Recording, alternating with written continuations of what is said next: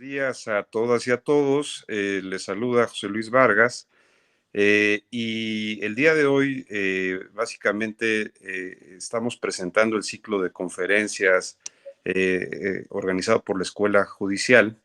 Y primero que nada quisiera decir que es un esfuerzo muy importante que está haciendo el Tribunal Electoral del Poder Judicial de la Federación para tener cercanía y poder seguir haciendo nuestra función de capacitación en los temas jurídicos y, por supuesto, electorales, de tal suerte que pueda llegar a múltiples personas y a través de la tecnología con la cual hoy podemos contar.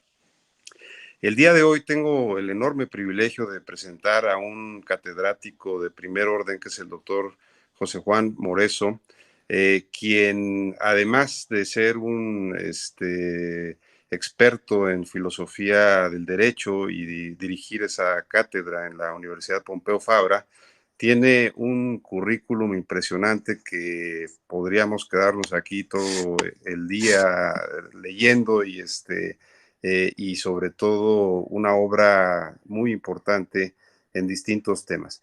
Pero hoy, y que según entiendo es justo el trabajo que en los últimos meses y años está haciendo el doctor José Juan Moreso, nos va a hablar sobre 10 tesis sobre el neoconstitucionalismo, es decir, un análisis del neoconstitucionalismo desde el punto de vista de la filosofía del derecho.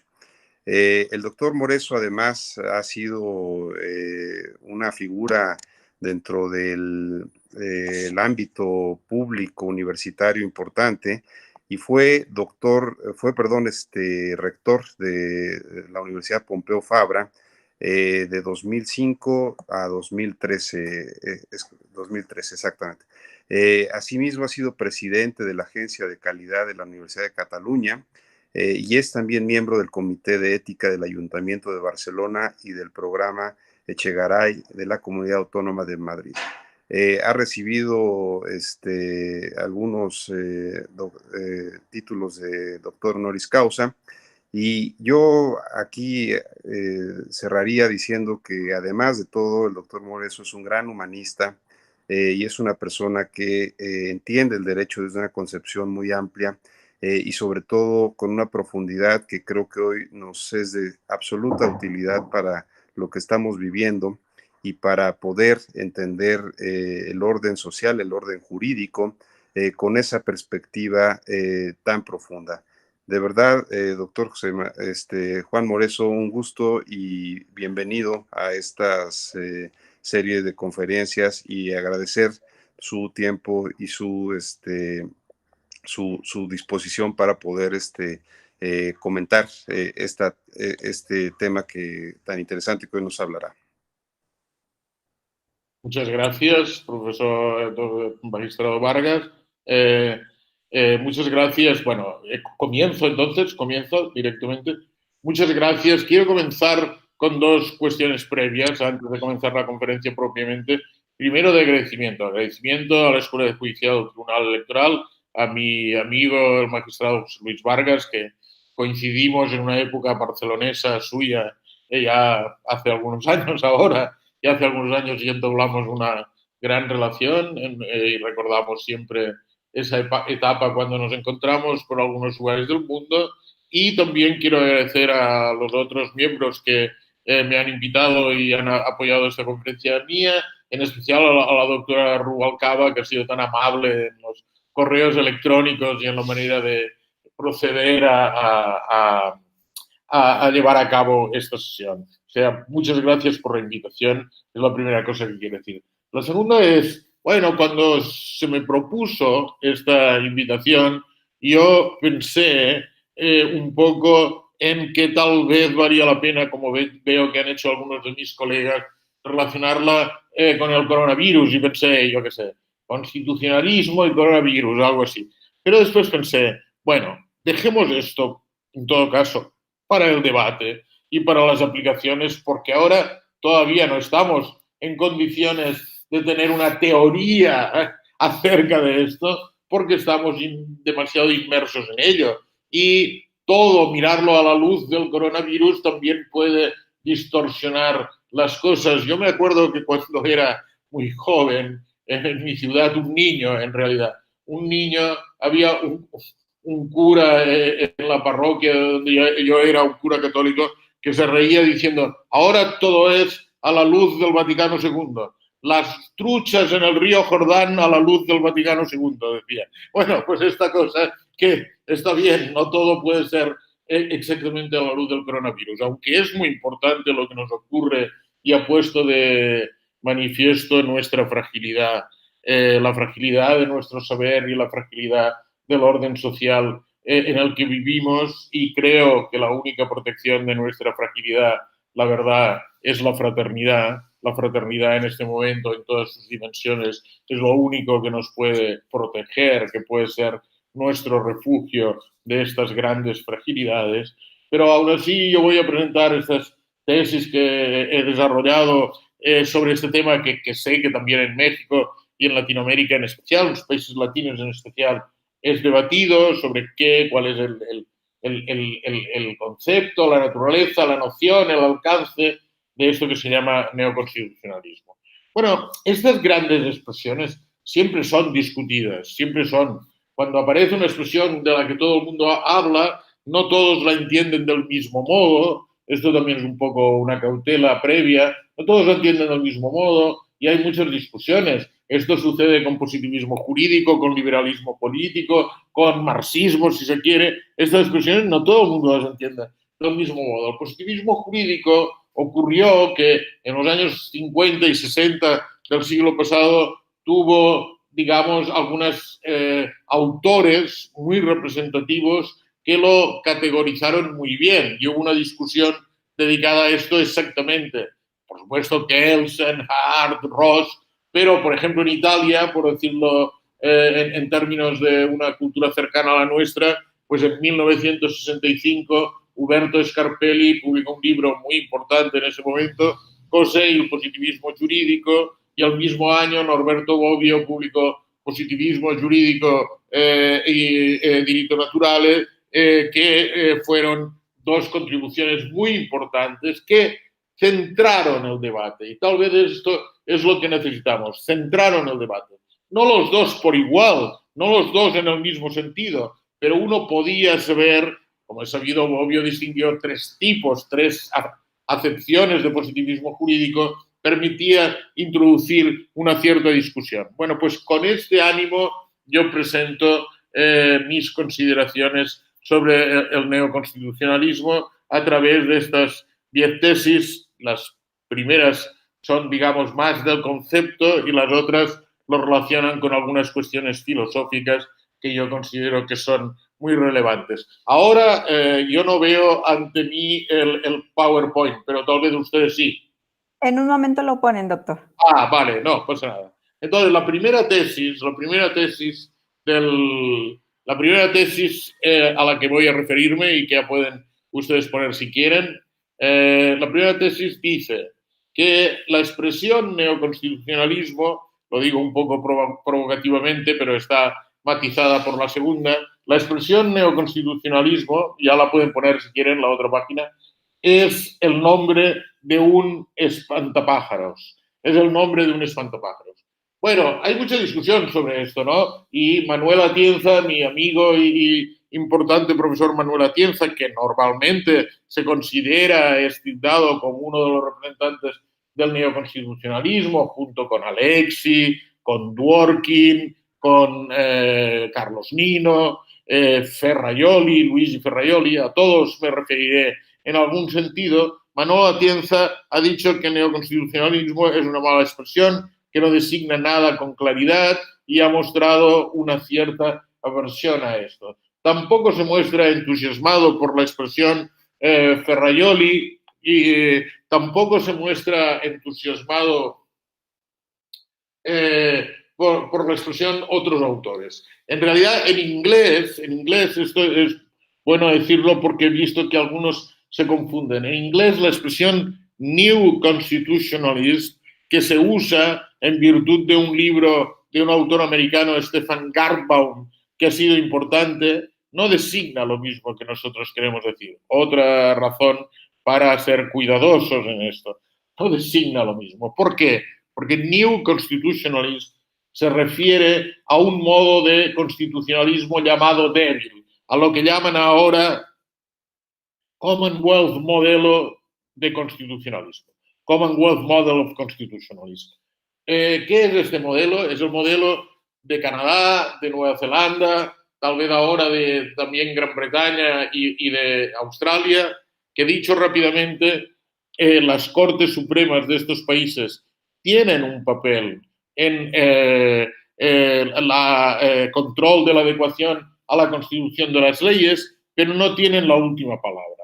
La última palabra la tiene el Parlamento. Esto fue, en principio, diseñado así para el Canadá, con la famosa cláusula de la Constitución canadiense notwithstanding, que permite al Parlamento mantener una ley aun si la Corte ha dicho lo contrario. Por lo tanto, este es un sentido distinto.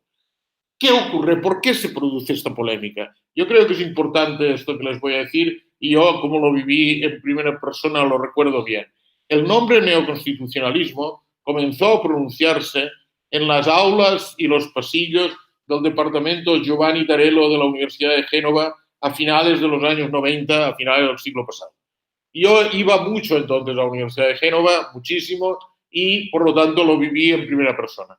Y la primera persona que lo usó en realidad fue la ahora profesora Susana Pozzolo, que entonces estaba haciendo su tesis doctoral y expresó por primera vez por escrito en una contribución al Congreso Internacional de Filosofía del Derecho en Buenos Aires y después en su tesis doctoral, que es de finales de los años 90.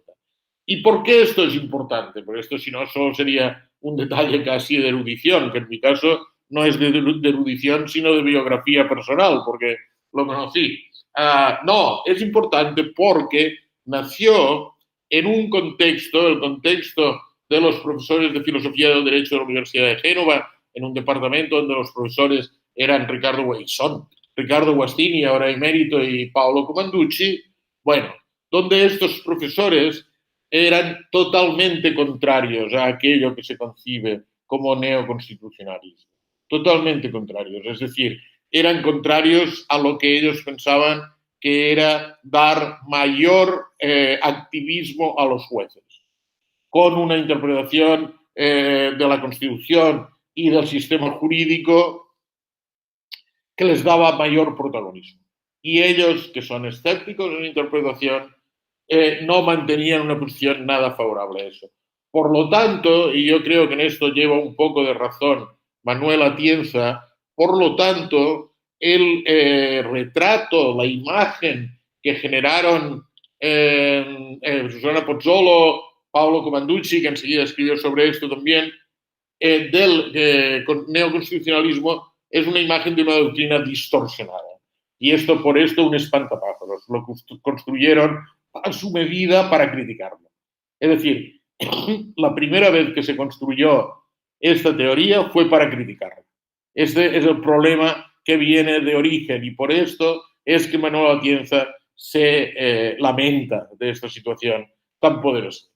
Pero entonces podemos pasar a la segunda tesis que matiza esta primera y que dice, podemos pasarla si ustedes quieren, muy bien, gracias, el neoconstitucionalismo evoca una determinada cultura jurídica. Yo creo que es muy importante tener en cuenta que si bien Manuel Atienza tiene razón en esto, el neoconstitucionalismo evoca una determinada cultura jurídica que es consecuencia, esto lo han dicho muchos autores, pero lo repito yo aquí, es consecuencia de dos factores. Un factor institucional, que es la introducción de constituciones rígidas en muchas partes del mundo con sistemas de control de constitucionalidad. Esto antes no existía, existía en Estados Unidos desde el comienzo, después hubo las experiencias entre guerras kelsenianas de la Constitución austríaca, que al final terminó con el Anschluss, la Constitución de la Segunda República Española, la checa, pero muy pocas, y es un producto sobre todo de después de la Segunda Guerra Mundial en Europa, protagonizado fundamentalmente por Alemania e Italia, que se amplía a España, Portugal y Grecia, las nuevas democracias de los años 70 del sur de Europa, y en los años 80 y 90 en Latinoamérica, con el regreso a la democracia de muchas dictaduras en Latinoamérica y en los países del este después de la caída del muro. Es el fenómeno institucional, que está formado básicamente por el hecho de constituciones rígidas con control de constitucionalidad. Es decir, un modo de limitar los poderes legislativos de los parlamentos. Porque ahora el Parlamento, si quiere cambiar determinadas cosas, no puede hacerlo con el procedimiento legal, porque debe hacerlo con el procedimiento de reforma constitucional, por eso la Constitución es rígida. Y en segundo lugar, tiene otro órgano, el Tribunal Constitucional, la Corte Suprema, esto depende de cómo sea, que puede controlarlo. También México, hasta donde sé, con la reforma de la Constitución en 2011 y del amparo, ha entrado más claramente, aunque México no tenía una constitución con reconocimiento de derechos desde el principio del siglo XX, muy importante, la primera con derechos sociales, esto es cierto, pero hasta la década esta no ha tomado decisiones institucionales en esta dirección claramente y ahora ya las ha tomado, con lo cual el mundo ha convergido institucionalmente por así. Pero no es solo esto, también ha cambiado la forma de ver el derecho de los juristas y yo creo que esto sí lo recoge bien. Cuando yo era un estudiante de doctorado en los años 80 del siglo pasado, ya ha pasado algún tiempo, en mi universidad, en la Universidad Autónoma de Barcelona, pero esto ocurría en toda España, mis colegas mayores que estaban preparando sus concursos para ser profesores catedráticos en nuestras universidades, de todas las disciplinas, tenían mucho interés y todos escribían, y esto ha seguido después, una parte de su primer ejercicio de cátedra, que era una especie de memoria, una parte que era el derecho mercantil desde el punto de vista constitucional, el derecho fiscal, la constitucionalización del derecho fiscal, la constitucionalización del derecho penal, la constitucionalización del derecho comercial. Todas las ramas del derecho miraban desde la Constitución. Y esto antes no era así. Y esto es un cambio cultural muy importante. Ahora los juristas piensan que aquellos principios que establecen derechos recogidos en las constituciones se irradian a todo nuestro ordenamiento jurídico y tienen que ver claramente en cómo pensamos los problemas jurídicos. No solo cómo los resolvemos, sino cómo pensamos los problemas jurídicos. Y este es un cambio. Este cambio está mejor retratado que por nadie por el que fue presidente de la Corte Constitucional Italiana e importante constitucionalista y creo que también conocido en México, Gustavo Zagrebelsky, que tiene un libro que se llama, en español se tradujo como el derecho dúctil, porque la expresión italiana, el diritto mite, la mitezza, es una palabra que no tenemos en español. Una palabra que viene del latín, efectivamente, que a veces se traduce como, dijeron dúctil aquí, a veces se traduce como templanza, mansedumbre, pues la idea es un tiempo suave, un tiempo agradable, es un tiempo mite, dicen los italianos. Por esto es la idea, un clima suave, un clima agradable, es un clima mite. Bueno, esta es la idea. El diritto mite. Recomiendo este libro para comprender esta posición. Entonces, aun si es el nombre de un espantapájaros, sirve, me parece, para establecer algunos rasgos centrales de la cultura jurídica contemporánea. Esto es lo que quiero decir con la segunda tesis. Pasemos a la tercera tesis entonces. Una de las grandes dudas y batallas que se presenta en esta cuestión es si el neoconstitucionalismo supone el abandono de la doctrina del positivismo jurídico, que tan importante ha sido, ¿no? Bueno, mi posición al respecto, y por eso lo digo así, es una cuestión muy moderada y miremos lo que ocurre. Mi posición es que hay varios modos de ser neoconstitucionalista y hay un modo positivista y hay un modo antipositivista.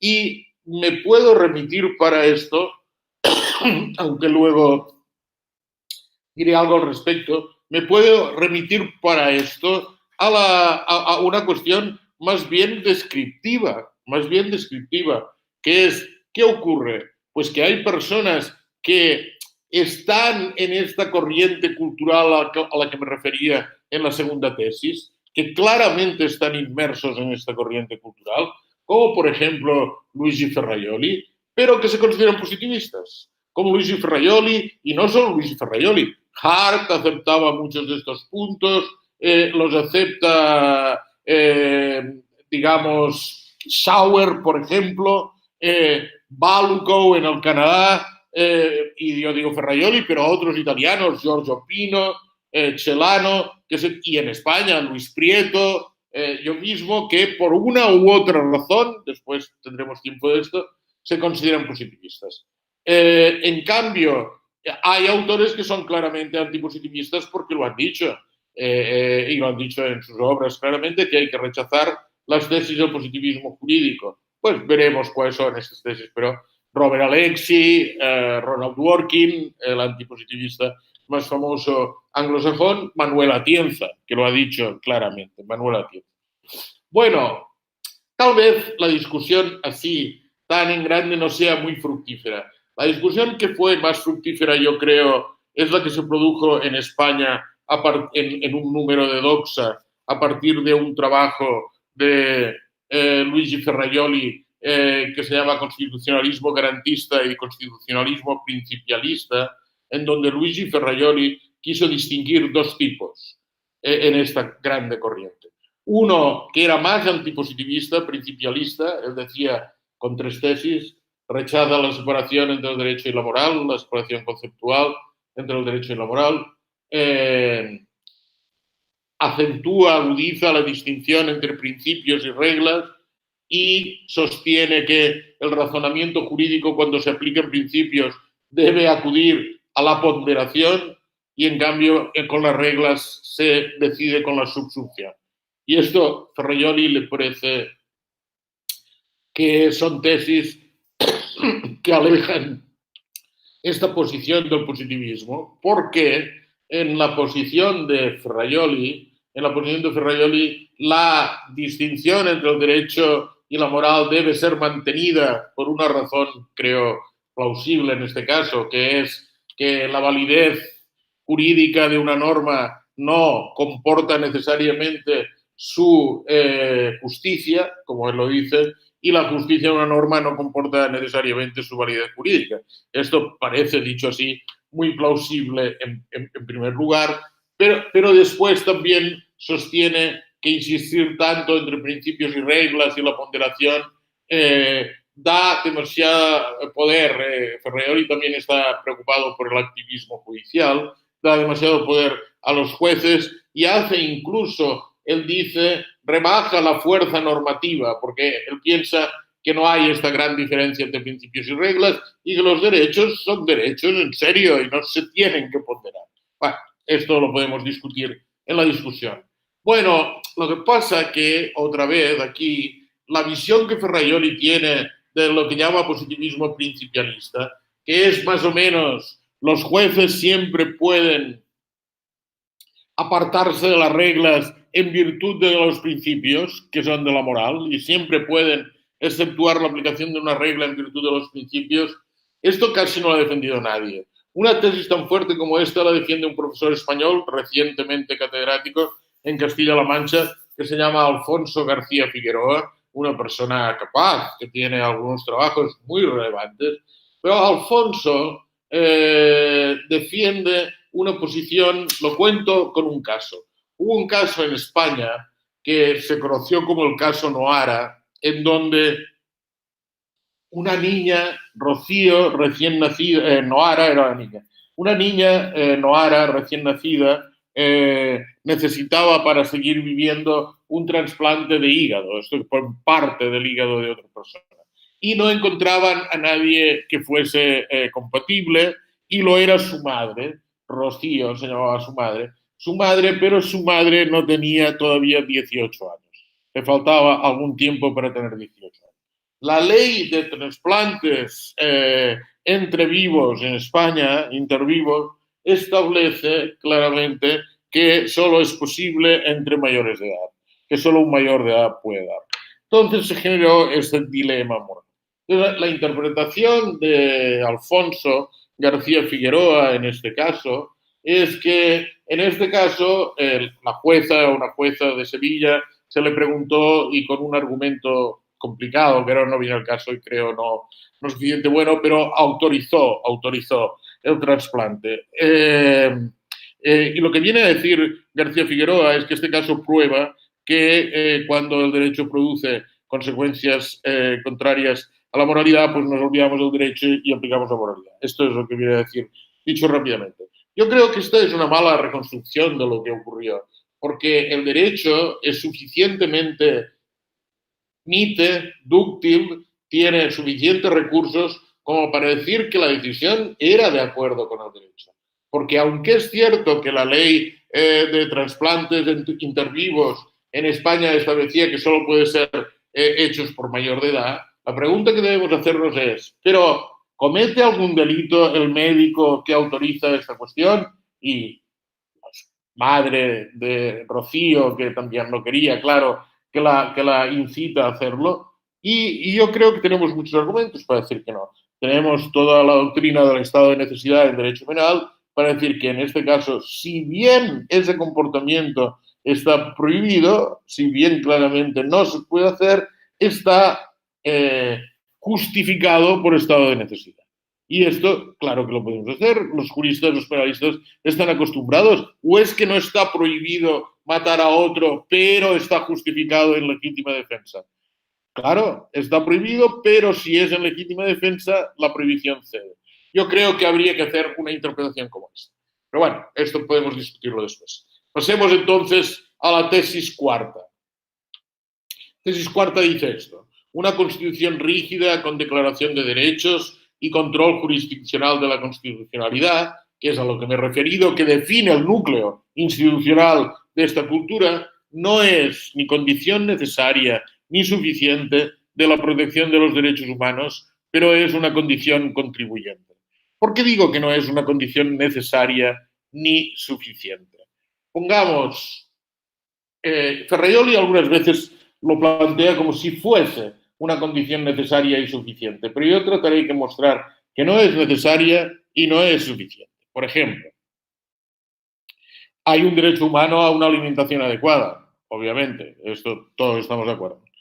¿Es una condición necesaria que la Constitución lo establezca y lo proteja? Pues no parece. Por ejemplo, nuestra Constitución no lo establece, pero no quiero hablar de España.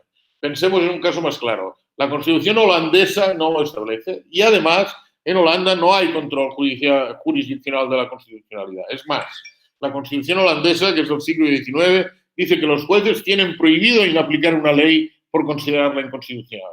Porque todavía tiene la cultura de la legalidad del Estado legislativo, diríamos, del siglo XIX. Ahora, en Holanda hay un derecho a la alimentación y está protegido. Y no conozco ninguna esto en el mundo que diga que hay desnutrición en Holanda. Ninguna informe en el mundo que diga que hay desnutrición en Holanda. O sea, no es condición necesaria. Tampoco es condición suficiente, y aquí lo miré y lo tengo, publicado así, por lo tanto me refiero a México. México, la Constitución actual, en el artículo 4 dice: toda persona tiene derecho a la alimentación nutritiva, suficiente y de calidad. A una alimentación nutritiva, suficiente y de calidad. Y añade: el Estado la garantizará. El Estado lo garantizará. Esto dice la Constitución mexicana, pero en México, lamentablemente, como ustedes saben, hay más o menos, estadísticas también mexicanas, un 12,5% de la población sufre de desnutrición crónica. O sea, no es suficiente tampoco. Hay que hacer otras cosas, después me referiré. No es necesario, en Holanda no es suficiente, como lo muestra México. Esto quiere decir que también hemos de ser más humildes acerca de lo que esperamos, de lo que podemos esperar que establezca la Constitución. ¿Esto quiere decir que es irrelevante una Constitución rígida con control de constitucionalidad? No, esto no lo creo en absoluto. Por eso digo una condición contribuyente. Los filósofos, von Britt decía que una condición contribuyente es una condición necesaria de una condición suficiente. Bueno, sin jugar con las palabras, ¿qué quiero decir con esto? Quiero decir que entre los 20, 30 países más avanzados, los primeros en la lista de Naciones Unidas en índice de desarrollo humano, las democracias constitucionales que tienen un modelo como este son una mayoría aplastante. Y en este sentido podemos pensar que es buena idea tener estos mecanismos para conseguir establecer estas consecuencias de sociedades más libres y más articuladas y más bien ordenadas. Ahora, siendo humildes respecto a lo que el derecho puede ser, una vez yo escribí que la concepción constitucionalista de Ferrajoli es algo panglosiana, ¿no? Recordando el Cándido de Voltaire, es algo panglosiana en el sentido que piensa que si tú tienes una constitución así, entonces ya tendrás el mundo jurídico posible mejor. Y esto no es automático, no es automático. Esto es lo que quiere decir que tenemos que poner algunos límites a esta idea de este modo.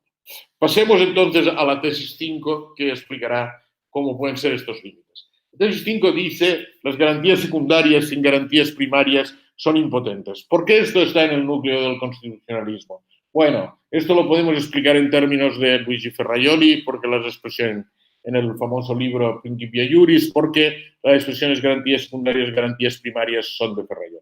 ¿Qué quiere decir con estas expresiones Ferrajoli? Ferrajoli dice que las garantías primarias de nuestros derechos constitucionales, esto es lo que quiere decir, son las medidas legislativas y ejecutivas que deben tomarse para que esos derechos estén protegidos. Si la Constitución establece el derecho, por ejemplo, a la participación política, incluyendo el derecho al voto, entonces la legislación, como ustedes y el Ejecutivo, deben establecer un sistema para que la participación política y el derecho al voto estén dados en circunstancias de transparencia y de imparcialidad. Y ustedes han construido toda su jurisdicción electoral tan importante de los que ustedes son la escuela judicial para garantizar esto precisamente. Estas son garantías primarias, que establecen esto como garantías primarias. Pensemos un derecho social, derecho a la salud.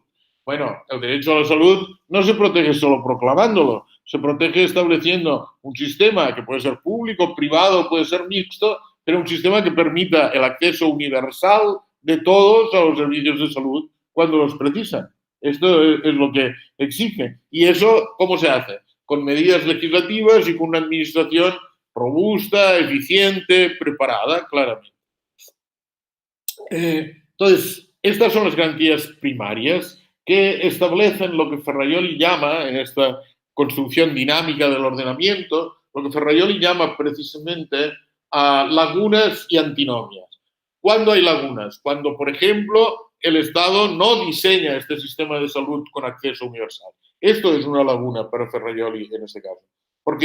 Y cuando hay una antinomia, cuando el Estado protege el derecho a la participación política y las leyes lo impiden a algunos. Esta es una antinomia.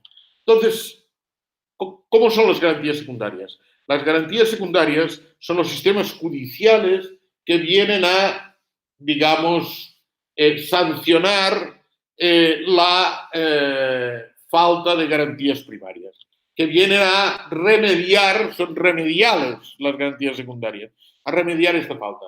Pero Ferrajoli mismo es consciente que las garantías secundarias sin ninguna garantía primaria son impotentes. Quiero decir, no podemos pedir a los jueces que sustituyan el sistema hospitalario. Esto no lo podemos pedir. Es decir, hay que buscar entonces una colaboración. Conozco algunos casos también de la Corte Suprema de México en donde ha hecho esto. Una colaboración de la Corte Suprema con urgiendo al Ejecutivo a que tome decisiones para paliar alguna de estas faltas.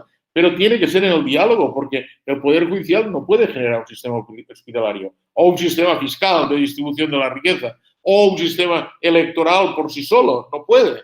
Solo puede, claro, sí puede ¿qué? Sí puede resolver cuestiones individuales, que es para lo que los jueces están preparados, y la Corte Suprema puede resolver problemas individuales y remediarlos, pero no puede sin otros elementos llevar a cabo esto. Y esto es muy importante porque algunas veces en Latinoamérica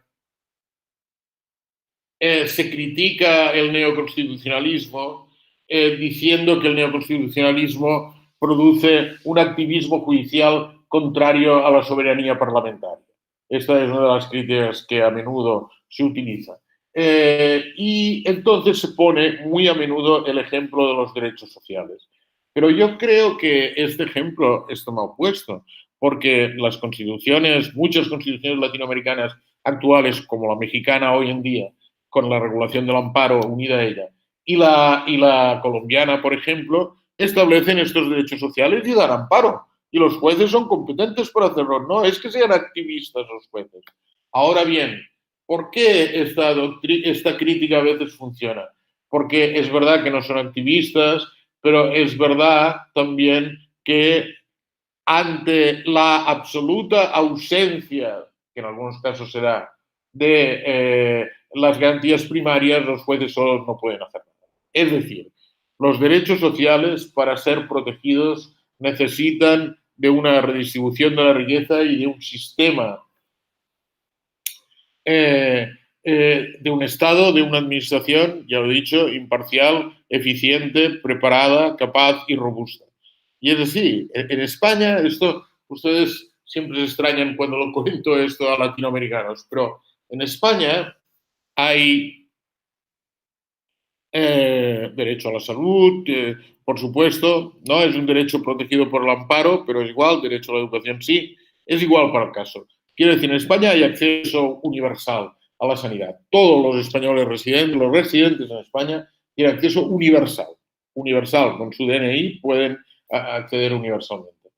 No hay ningún caso ni de amparo ni de otro tipo ante los tribunales por esta razón. Porque en España todo el mundo piensa que esto lo resuelve la administración hospitalaria. Se dirigen a los hospitales y si hay algún problema lo resuelven allí. Pero nadie piensa que esta es una cuestión judicial. Y esto es, no en España, en Europa sucede esto.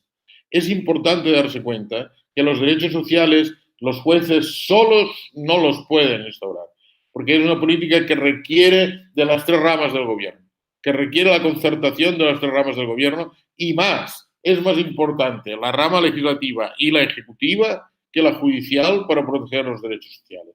Y esto es muy importante decirlo en Latinoamérica, porque si no se producen frustraciones o inconsecuencias. Yo a veces me han contado en Colombia, Colombia, como saben, la Corte colombiana ha sido muy activa en la cuestión de la protección del derecho a la salud, pero produciendo algunas contradicciones, como por ejemplo el hecho de que recibe un colombiano de clase alta que tiene la desgracia de tener una enfermedad, por ejemplo un cáncer que no se cura en Colombia o que no está tan avanzada la medicina en Colombia y se va a Houston, vuelve, reclama a su estado y, por ejemplo, la Corte establece que deben indemnizarle con $2 millones porque esto ha costado su tratamiento.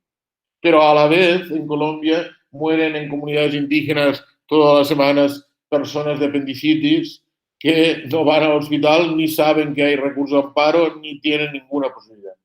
Y esto no puede ser. Pero ¿esto cómo se resuelve? Con un sistema hospitalario con acceso universal de verdad.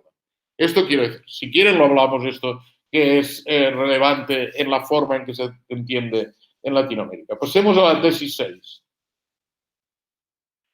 El constitucionalismo debe dar una respuesta a la objeción contramayoritaria. Algunos lo hacen y otros no. Ferraioli, por ejemplo, no suele ver esto. ¿Qué es la objeción contramayoritaria? La objeción contramayoritaria es el lenguaje que utilizó la dificultad contramayoritaria, un libro, un importante constitucionalista estadounidense, Alexander Bickel, en 1962, que se llama The Less Dangerous Branch, el libro, la rama del gobierno menos peligrosa, que era una expresión del federalista en la discusión general, y él dice, bueno, la menos peligrosa. ¿Cuál es la acusación? La acusación es que si tenemos un órgano como la Corte Suprema o el Tribunal Constitucional que puede enmendar la plana al legislador y puede enmendar la plana al legislador que ha decidido democráticamente, tal vez después de una deliberación, una determinada posición, esto es contra la idea de que en democracia prevalece las mayorías, prevalece la voluntad de la mayoría. Esta es la objeción contramayoritaria, es esta. Es una objeción democrática, digamos, al control de constitucionalidad.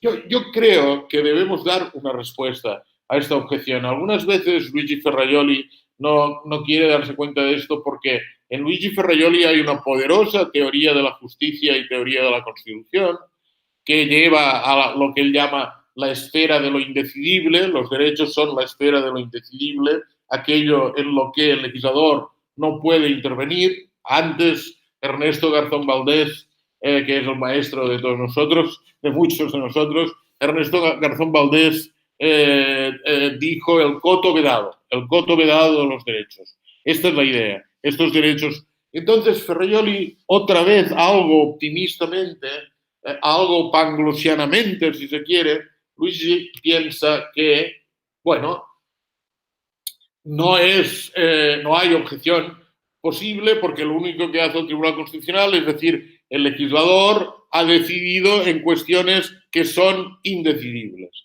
que estaban en la esfera de lo indecidible. Por lo tanto, esto es injusto. Pero claro, una doctrina de la justicia debe ir acompañada siempre, para ser institucionalmente responsable, de una doctrina de la autoridad. ¿Qué quiere decir una doctrina de la autoridad? Una doctrina que diseñe un mecanismo para decir quién es el que tiene la última palabra. ¿Y por qué necesitamos esto? Porque discrepamos acerca del alcance de la Constitución. En Estados Unidos discrepan acerca de si la pena de muerte es cruel. En todos los países hemos tenido dudas acerca de si el matrimonio entre personas del mismo sexo era constitucional o no. Por decir ejemplos recientes, tenemos dudas diversas. Otras cosas que han discutido, si es legítimo o contrario a la libertad de expresión establecer en el Código Penal que es un delito quemar la bandera nacional o que es un delito negar el holocausto o los genocidios. Todas estas cuestiones, que son cuestiones de todas nuestras jurisprudencias, son cuestiones que discrepamos los ciudadanos. Los ciudadanos discrepamos entre nosotros acerca de esto. Y entonces la pregunta es, ¿por qué vale más la decisión, por cierto, también por mayoría de un panel de jueces, que la decisión por mayoría de los representantes de los ciudadanos? Esta es una objeción a la que hay que dar una respuesta. Yo creo que tiene una respuesta. No hay discusión en el mundo. En los últimos años, un filósofo neozelandés, que ahora es profesor en NYU, Jeremy Waldron, muy potente, ha establecido un montón de objeciones contra el control de constitucionalidad desde este punto de vista de la democracia y del derecho a la participación política. Y esto ha tenido mucho éxito, incluso algunas de las ideas de Waldron son seguidas en Latinoamérica, por ejemplo, por Roberto Gargarella, que defiende expresamente esta posición, e incluso en México me consta que ha habido una discusión relevante sobre esto. En algunos han sido más dworkinianos como Carbonell, o más moderados como Rodolfo Vázquez, pero más dworkinianos, y otros han sido más waldronianos como este amigo mío que ahora no sabe el nombre, que es el director del Instituto de Jurídicas en la UNAM. Bueno, ahora no sabe, pero seguro que algunos de ustedes lo conocen. Un jurista importante que se formó con Bovero en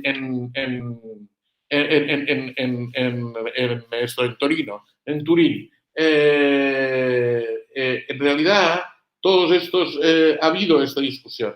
Y yo creo que hay argumentos para suponer. Mi opinión es que el control de constitucionalidad en algunas culturas jurídicas está justificado. Tal vez en otras no es necesario. Si me preguntan, ¿es necesario en Holanda? En Holanda hay una cultura de respeto a los derechos, no hay extralimitaciones del legislador y no hay control de constitucionalidad. Tal vez en Holanda no es necesario, pero en países como que salían de circunstancias de dictaduras o que tienen déficits democráticos, como es el caso de México, históricos, que han tenido déficits democráticos históricos, yo creo que introducir este checks and balances, este control, es justificable y a menudo es razonable. Si quieren lo podemos discutir después, pero creo que sí. Pero mi tesis es, una doctrina, vamos a llamarlo así, constitucionalista, consciente, debe tener una respuesta para la objeción contramayoritaria. No es razonable decir, no hay problema con esto, no es una objeción seria. Es una objeción, hay que tomarla en consideración, creo que se puede, insisto, responder a ella. Pasemos a la tesis 7. Las últimas tesis un poco más filosóficas. Esta séptima dice, pues seré más poco a poco porque debería terminar en 10 minutos, pero creo que podré. La séptima dice que el constitucionalismo pone en cuestión la primacía de la certeza del positivismo normativo. Por positivismo normativo, que era lo que defendía Scarpelli, pero está presente en todos los positivistas, una gran defensa del positivismo jurídico, según la cual para identificar lo que el derecho establece es suficiente con acudir a las fuentes sociales, a las leyes, a los precedentes. Esta es la idea central. Tiene como valor detrás de esta idea, y esto es muy importante desde la Ilustración, la certidumbre, la certeza, la seguridad jurídica. ¿Por qué es importante en el positivismo jurídico que se pueda establecer lo que el derecho requiere mediante el acceso a las fuentes? Es importante porque esta es la forma de respetar la autonomía de los ciudadanos, porque de este modo los ciudadanos pueden planificar sus planes de vida y tomar decisiones sabiendo con certeza qué les ocurrirá si deciden ir a más de velocidad por autopista o conducir en estado de embriaguez o lo que sea. Deciden estas cosas, las leyes dicen claramente qué puede ocurrir en estos casos, con lo cual la certeza es un valor de la Ilustración jurídica central y es un valor de nuestras culturas jurídicas y es un valor al que el positivismo y los positivistas se refieren siempre. Digamos, es poco también está en Waldron esto. Dado que en cuestiones morales y políticas discrepamos mucho y hay mucha discrepancia en nuestras sociedades plurales, acabemos con estas discrepancias a través de un derecho cierto, que, bueno, progresivamente vamos cambiando, que es el resultado de lo que quiere la mayoría, pero que distribuye los derechos y deberes con imparcialidad. Esta idea es una idea sana y yo la comparto para muchas cosas. Lo que pasa es que esta idea, en mi opinión, no debe llevarse al extremo. ¿Por qué no debe llevarse al extremo? Porque en muchos casos, y sucede en muchas esferas del derecho, llevarlo al extremo sería llevarlo a un formalismo interpretativo que produciría necesariamente injusticias, porque todas las reglas llevadas al extremo tienen casos, como dice bien Fred Sauer, de infrainclusión y de sobreinclusión. Pondré el ejemplo de Sauer, que tal vez así nos entendemos, pero esto sucede muchas veces en el derecho. Él dice, si en un restaurante hay un cartel que dice se prohíbe la entrada con perros en este restaurante, esto es una regla razonable que sirve para denegar la entrada a alguien que va con un pastor alemán y a alguien que va. Ahora, es una regla sobreincluyente e infraincluyente, porque incluye también el caso de una persona invidente que va con un perro guía, un perro lazarillo, llamamos en España, no sé si se llama en México lazarillo también, un perro guía, y los perros guías están amaestrados, no molestan ni huelen, ni tienen ninguna, parece irrazonable no dejar entrar a un ciego en un restaurante con un perro guía, en cambio no prohíbe, esta regla no prohíbe la entrada con un león, y parece que con un león sería bueno que el portero no dejara entrar a uno, aunque no es un perro un león. Bueno, esto sucede muchas veces con el derecho y está estudiado desde Aristóteles, digamos, ¿no? ¿Cómo el derecho ataca esto? Bueno, disminuyendo algo la certeza, pero poniendo defeaters que permiten al aplicador del derecho aplicar estos casos adecuadamente a la realidad. ¿Cuáles son estos defeaters? Las causas de justificación, el derecho penal, los conceptos indeterminados y las cláusulas generales en derecho privado y en derecho público. Hay muchas posibilidades de esto para impedir esto. Por lo tanto, en el derecho contemporáneo hay una incorporación de la moralidad a través de estos defeaters. La hay esta incorporación y esto permite a los aplicadores del derecho aplicarlo. Pero esto yo creo está justificado. Está justificado porque llevar la certeza al extremo es llevarla a un formalismo, digamos, de consecuencias absurdas. De consecuencias absurdas. Contaré un caso, si me alargo 5 minutos no pasa nada, doctora Rubalcaba. Bueno, contaré un caso que explica mejor, porque este caso de Sauer a lo mejor parece muy artificial. En Estados Unidos, en el siglo XIX, un caso que le gusta mucho citar al filósofo de derecho Michael Moore, hubo un caso que se llama Kirby United States. Kirby era un sheriff, y perseguía a una persona que había cometido un homicidio y lo detuvo, hizo parar un barco en el río Mississippi, creo, y detuvo al homicida. Pero él fue procesado porque el homicida era un correo federal. Y ustedes saben, porque siempre salen los films americanos de abogados, que hay un delito federal que sanciona y pone una pena al que obstaculizare o detuviere el correo federal. Y claro, el sheriff detuvo a este que llevaba el correo federal, con lo cual, y esto llegó a la Corte Suprema, incluso en el siglo XIX. La Corte Suprema, que no tenía todavía una doctrina de las causas de justificación y tal, americana, resolvió diciendo que nunca las leyes deben ser interpretadas, esta era una cuestión de los glosadores medievales, nunca las leyes deben ser interpretadas de modo que produzcan consecuencias absurdas o gravemente injustas. Resolvió así. Pero, ¿qué es lo que diríamos nosotros de este caso? Bueno, diríamos nosotros que es verdad que cometió los hechos del tipo penal de obstaculizar o detener el correo federal, pero es verdad que está justificado, que lo hizo en cumplimiento de un deber, en cumplimiento de deber de un sheriff de detener a los homicidas. Esto es lo que quiero decir. El formalismo extremo llevaría a no tener solución para estos casos. A estos casos resolverlos es sancionándolos. Y esto es lo que no puede ser. Bueno, pasemos a la octava tesis, entonces. La octava tesis dice, y esta es otra discusión que se ha producido muchas veces, por eso la quiero poner de manifiesto aquí. El no objetivismo ético no forma parte de la definición del positivismo jurídico.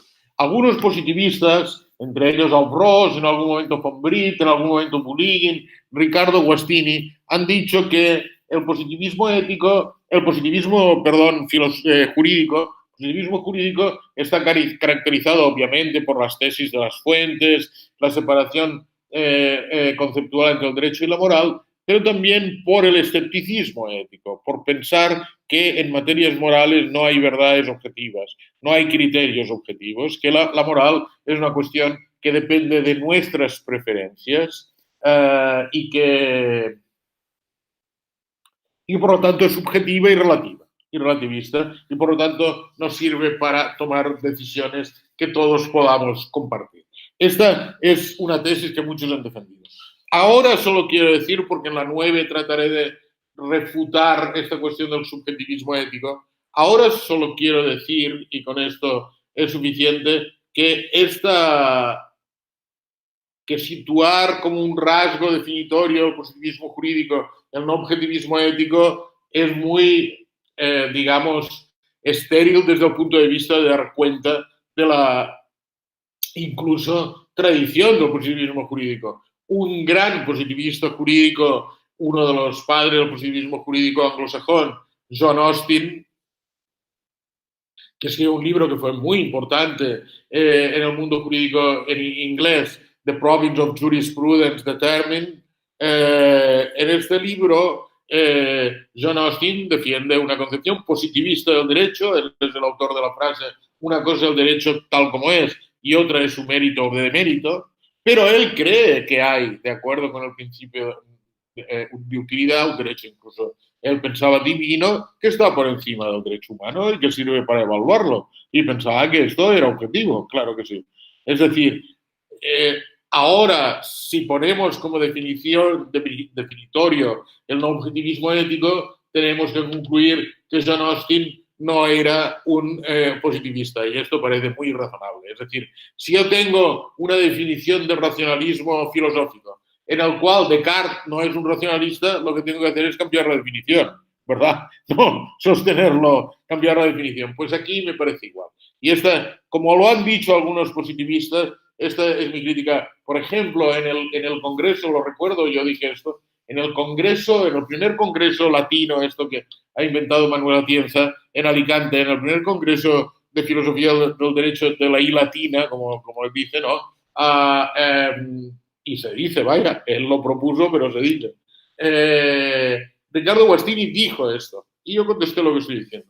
Dijo esto, es que una tesis del positivismo jurídico es el escepticismo ético. Lo dijo rotundamente delante de no sé cuántos éramos, pero casi 1000 personas. Digamos, yo creo que esto no se adecua con la realidad. Pero vayamos a la novena tesis. La novena tesis dice música barroca, por ejemplo, en el Palau de la Música. Entonces tenemos una diferencia de preferencias y los dos queremos estar juntos. Bueno, ¿cómo sería razonable resolver esta diferencia de preferencias? Sería razonable resolverla tirando una moneda al aire, diciendo vamos a hacer los suertes, diciendo algo como los miércoles decides tú, los viernes decido yo, algo así, como hacen los amigos, una cosa así. Es decir, ¿cómo sería el criterio para razonable resolver esta diferencia? Todos estamos de acuerdo que es la imparcialidad. Es la imparcialidad. Y los dos, pero si una de las preferencias es moral, el criterio ya no es tan claro que sea la imparcialidad. Si yo le dijera a José Luis Magistrado Vargas que quiero ir a ver una snap movie, no un concierto de música barroca, sino una snap movie, pues sería muy razonable que mi amigo el magistrado Vargas se negara a eso y tratara de convencerme a mí que yo no debía hacerlo porque eso es inmoral. Porque cuando una preferencia es moral, no aceptamos que el criterio para resolverlo sea imparcialidad.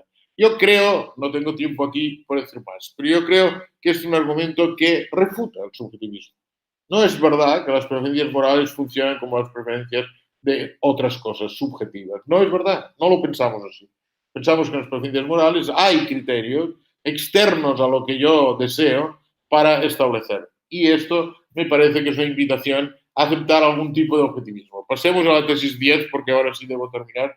Pasemos a la tesis 10, que dice, bueno, esta es una tesis solo cautelar, si quieren me preguntan más, que dice el objetivismo ético no implica necesariamente el realismo metafísico y moral. Algunos están preocupados de que la asunción del objetivismo ético representara un compromiso con alguna metafísica extraña, y en nuestras culturas siempre se piensa con la metafísica demasiado robusta y llena aristotélico-tomista de nuestro catolicismo de la infancia. Se tiende a pensar así. Pero esto no es verdad. Hay muchos objetivismos éticos, el objetivismo kantiano, el objetivismo rawlsiano, que dicen que hay objetividad genética solamente quiere decir que hay mejores razones y peores razones, y que un comportamiento subjetivo es correcto desde el punto de vista objetivo o es objetivamente correcto. Por ejemplo, que la esclavitud es injusta, es objetivamente correcto, quiere decir solamente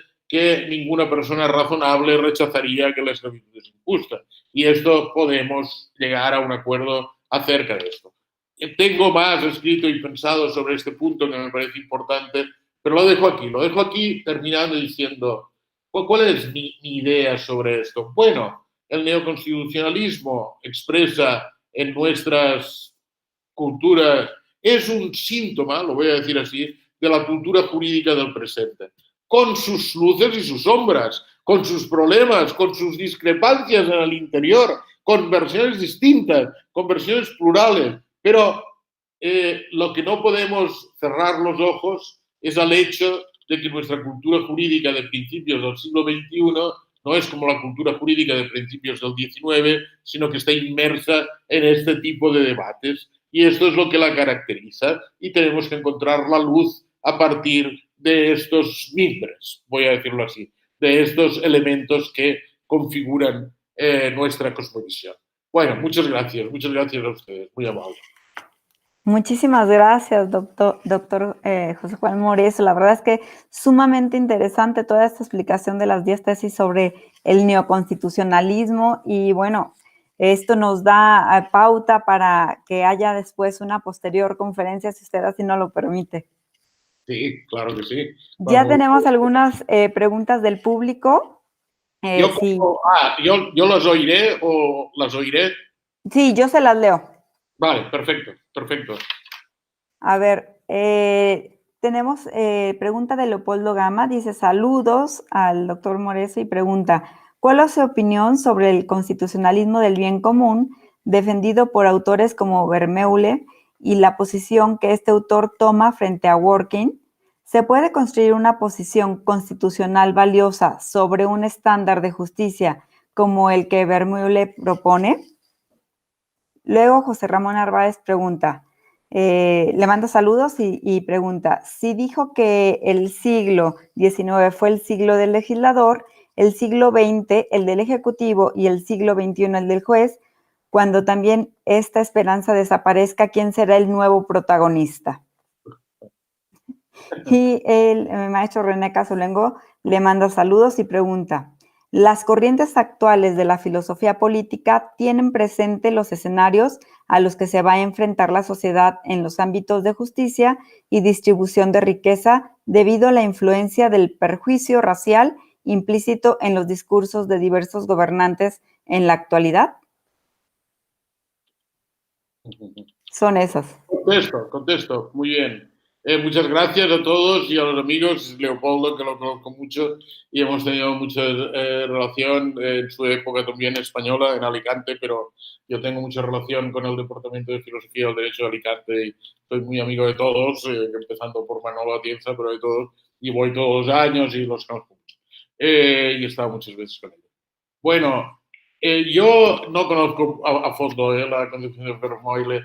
He leído un artículo, pero no he leído el libro este famoso que dicen y esta cosa del derecho administrativo. Y él, yo creo que esta es una posición, diré algo al respecto. Si entiendo bien, es de un profesor de Harvard, para los que no lo saben, profesor de Harvard de Derecho Administrativo, que tiene un libro que ha tenido bastante fama, pero yo leí un artículo y después el libro no lo he leído, que se llama Loss Abnegation. La renuncia al derecho es mejor traducirlo, porque abnegation quiere decir en esto, abnegación en español se utiliza más bien para decir el esfuerzo, ¿no? Una persona abnegada que esfuerzo, no. Pero en inglés no tiene este sentido. En inglés, loss abnegation es la renuncia al derecho, la retirada del derecho. Bueno, y ahora se ha convertido al catolicismo este hombre. Y entonces se ha enamorado de Tomás de Aquino y es el constitucionalismo del bien común. Yo diría, Leopoldo, lo que yo diría es, bueno,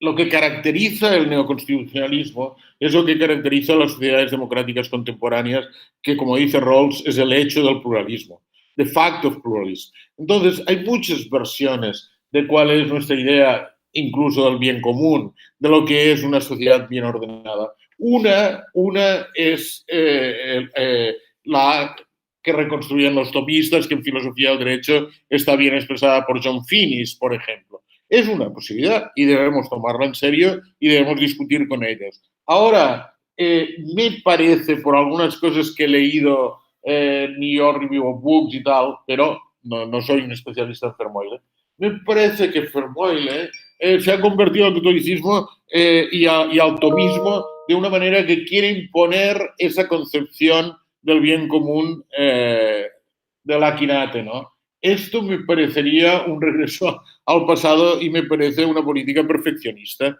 que una democracia liberal no debe aceptar. Nosotros debemos tener en cuenta su posición. Hay muchas cosas de Aristóteles y Tomás de Aquino que son totalmente compartibles. Lo que ellos llaman los bienes básicos que fundan la comunidad política, nosotros compartimos, todas las personas democráticas comparten. Bueno, yo diría, esta parte sí ocupan un espacio en nuestro escenario global y un espacio que debemos tomar en cuenta y debemos tomar en serio. Ahora bien, el peligro es siempre que se deslicen a las posiciones paternalistas y autoritarias, porque nosotros, yo todavía vivía hasta los 15 años en la dictadura franquista, pero ustedes también tienen conocimiento de esto, aunque no en una dictadura exactamente, pero conocimiento de estas situaciones y otros países de Latinoamérica, y era, digamos, una forma. Yo tengo un respeto enorme por Tomás de Aquino y lo leo muchas veces y tengo un respeto enorme, pero Tomás de Aquino fue usado para coartar las libertades, esa es la verdad, por nuestros sistemas, y esto es lo que yo diría no.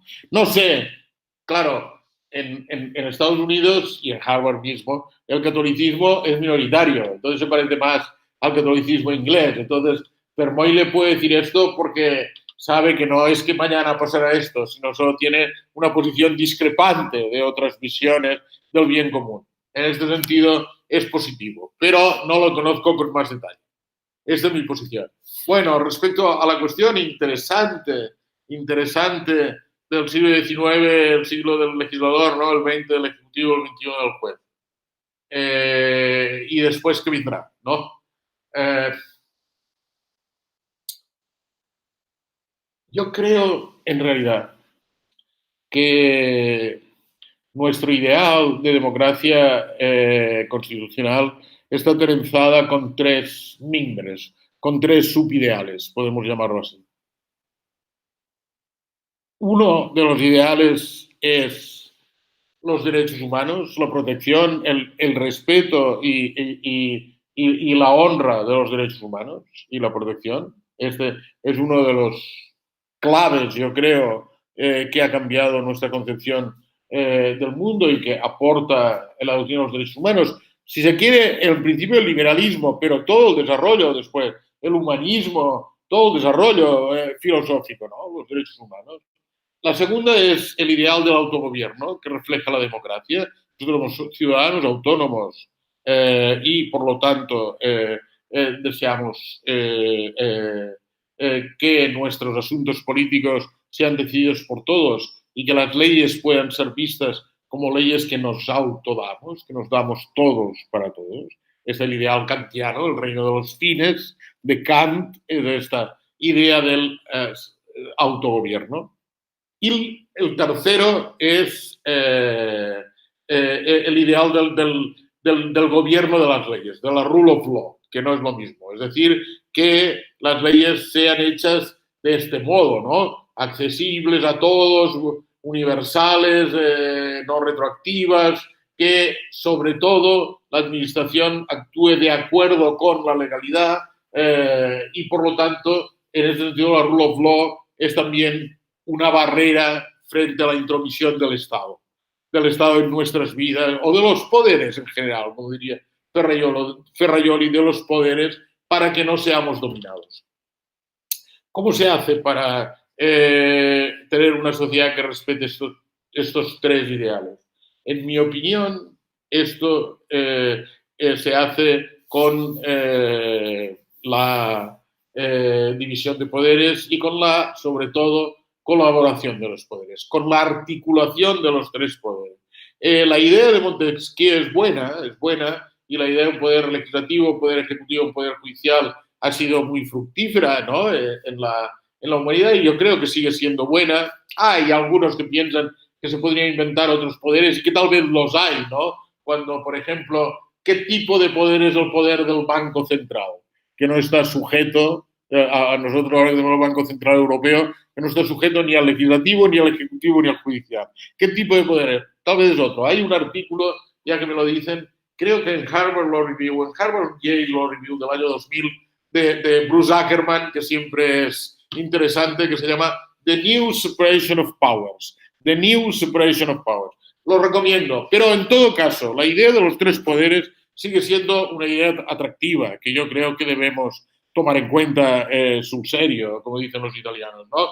Entonces, yo creo que el reto ahora es cómo estos poderes cooperan para el bien común, como decía Leopoldo. ¿Cómo cooperan estos tres poderes entre sí? Este es el gran reto. Y creo que en el caso de las Cortes latinoamericanas y de las Cortes mexicanas, que son muy importantes en un país como México, este es el reto. Y algunas veces lo hacen bien, lo que yo conozco. algunas veces lo hacen bien. Tal vez la jurisdicción electoral, que es, ya lo saben ustedes, propia de México, resultados, historia, tal vez es un buen ejemplo. Tal vez es un buen ejemplo, porque claro, solamente se entiende funcionando con el legislativo y el ejecutivo, solamente se entiende así, porque si no, no se puede entender una jurisdicción como esta, ¿no? Tal vez es un buen ejemplo de cómo buscar esta cooperación, porque si no, yo creo que viéndolo como una división de poderes, como se dice en español de España al menos, a la greña, digamos, siempre riñendo, no hay posibilidades de nada. Esto requiere un clima político que no siempre lo tenemos. Yo estoy preocupado, ya que me hacen esta pregunta, estoy preocupado porque creo que en el mundo en general, en mi país en particular, pero en el mundo en general, cada vez más la política se está faccionalizando, el espacio público se está faccionalizando. Los estudios de las redes sociales nos dicen que las redes, sí, difunden mucho más las ideas, pero faccionalizan mucho más, porque la gente en Twitter y en Facebook solo está con los suyos y los suyos repiten por altavoz y multiplican por 1000, por 100.000, por 1.000.000 lo que dicen, y entonces cada vez nos escuchamos menos con los demás y estamos más faccionalizados. Pero el esfuerzo es por romper esto, con lo cual mi idea sería el futuro debe ser el futuro de la coordinación y la cooperación y de la unidad orgánica, si se quiere. Es una idea que decía el gran filósofo Moore de principios del siglo XX. George Moore decía, el valor tiene una unidad orgánica, es decir, son elementos que se relacionan entre sí para producir el valor, no es solo una dimensión. Bueno, esto pensaría yo. Después decía, bueno, hay muchos autores en filosofía política. La tercera pregunta, muchas gracias también, era al respecto. Él decía, se refería exactamente a los prejuicios raciales, pero bueno, esto es general. El problema es los sesgos de nuestros discursos, de nuestras decisiones. En realidad, el conocimiento, el saber, es una lucha para desprenderse de nuestros sesgos, que nos impiden ver las cosas con claridad, que nos impiden, nublan nuestra visión de las cosas. Esta es una lucha de la humanidad. Yo creo que la única manera, también en el Poder Judicial, pues hay que luchar por la imparcialidad. ¿Y cómo se hace? Yo creo que el único modo, en esto sí soy un liberal miliano, el único modo es escuchando a los demás, en toda posición distinta, dando razones y dejando que los demás den razones. En toda posición de otra persona, como decía Stuart Mill, aún en las equivocadas, hay un grano de verdad. Hay algo que podemos aprender, o al menos podemos aprender a reforzar y argumentar mejor cuál es nuestra posición. Y a veces también a cambiar algunas cosas y a veces a cambiar totalmente. Y esto, yo creo, la única lucha contra los sesgos es la racionalidad. Es la convicción que funda esta idea de democracia, que funda esta idea de razonamiento judicial. En realidad, la convicción de que los humanos, lo que nos distingue de verdad del resto de criaturas, al menos que conocemos, del resto de criaturas, es que los humanos somos sensibles a las razones. Este es el punto. Somos seres sensibles a las razones. Y yo creo que esto funda nuestra, digamos, sí, nuestra civilización y nuestro deseo de construir sociedades mejor ordenadas y más justas. Gracias. Excelente, doctor Moreso. Pues le agradecemos muchísimo el haber estado con nosotros, de verdad, un honor, y esperemos que los tiempos nos permitan pronto vernos en persona y tener el honor de tenerlo acá en México en el Tribunal Electoral. Muchísimas gracias. Doctora Rubalcaba, déjeme decirlo a mí también. Yo estoy muy contento de esto. La verdad es que hemos aprendido con estos sistemas online muchas cosas en estos meses. Muchas cosas, y yo he tenido sesiones también en Perú y en Colombia de este modo, que los latinoamericanos me lo han pedido muy amablemente. Y yo me siento siempre bien y quiero insistir en dar las gracias a todos los que han asistido en este modo a esta sesión, decir que me encantará cuando sea posible regresar a México, que agradezco mucho a la Escuela Judicial, Tribunal Electoral esta invitación, y a ustedes, al magistrado Vargas y a usted, doctora Rubalcaba, en especial, y que cuenten conmigo y que yo me siento muy, muy unido a México por muchas razones, mis visitas, mis amigos, también una que a veces he comprado cosas de ellos, una que es que después de la guerra civil, españoles, algunos insignes que fundaron el Colegio de México, pero también catalanes fueron a México. Y nosotros tenemos esta relación, ¿no?, con el exilio de estos catalanes que fueron algunos escritores importantes, vivieron mucho tiempo en México, algunos filósofos, tal vez el más conocido, porque es padre y hijo, fueron el más conocido de los catalanes es Xirau, tal vez el más conocido de los catalanes es Xirau, pero en general hubo muchísimos, ¿no? Hubo gaos, hubo escritores, en fin. Y esto también siempre hemos sentido, por esta razón, también México cercano. Gracias. No, pues gracias a usted y de verdad, muy agradecidos con la conferencia, excelente la plática sobre estas 10 tesis sobre el neoconstitucionalismo. Y agradecemos a todas las personas que nos siguieron a través de nuestras redes sociales. Muchas gracias, doctor. Muchas gracias. Me quedo todavía para esto de después, me quedo.